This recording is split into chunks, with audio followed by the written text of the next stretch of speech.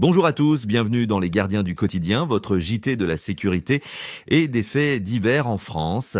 Alors que le pays célèbre ses traditions estivales, des événements violents viennent entacher l'ambiance festive.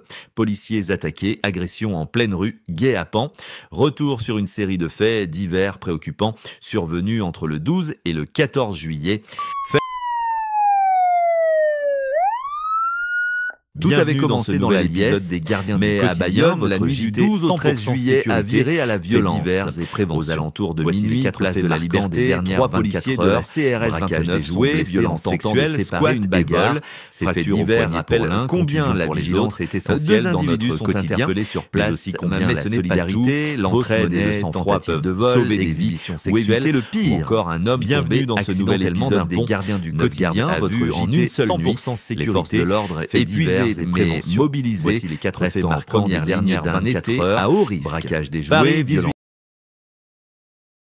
Paris, 18e arrondissement, dimanche soir, un homme de 43 ans est poignardé dans le dos sous le métro de La Chapelle. La lame, 20 cm.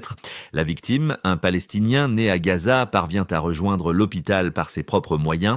Ses jours ne sont pas en danger. L'agresseur présumé, également palestinien, est interpellé dans les minutes qui suivent. Un contexte tendu sur fond de guerre au Proche-Orient qui questionne sur les conséquences locales de conflits étrangers. Haute-Savoie, Annemasse, dans la nuit du 13 au 14 juillet, un faux appel piège les policiers dans le quartier Perrier-Livron. Une quinzaine d'individus les attendent avec des tirs de mortier d'artifice. Heureusement, aucun blessé. L'un des agresseurs est arrêté, un Algérien sous obligation de quitter le territoire français. Encore un guet-apens prémédité dans une zone sensible.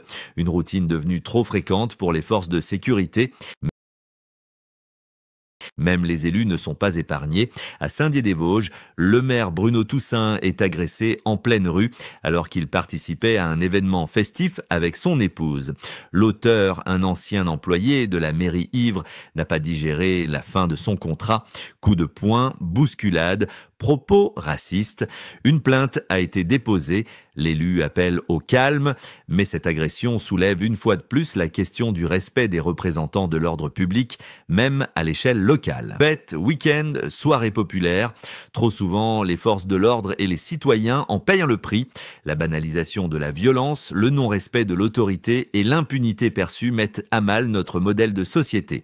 Mais face à ces actes, les gardiens du quotidien, policiers, pompiers, élus, citoyens, continuent de défendre le vivre ensemble. Merci à tous de nous avoir suivis. On se retrouve demain pour de nouvelles actualités. D'ici là, restez vigilants et surtout, n'hésitez pas à partager vos expériences ou vos conseils en commentaire. Votre témoignage peut aider d'autres personnes à éviter le pire. Abonnez-vous à la chaîne et rejoignez la communauté des Gardiens du quotidien pour ne rien manquer des prochaines alertes, faits divers et conseils de sécurité. Parce que prévenir, c'est déjà agir.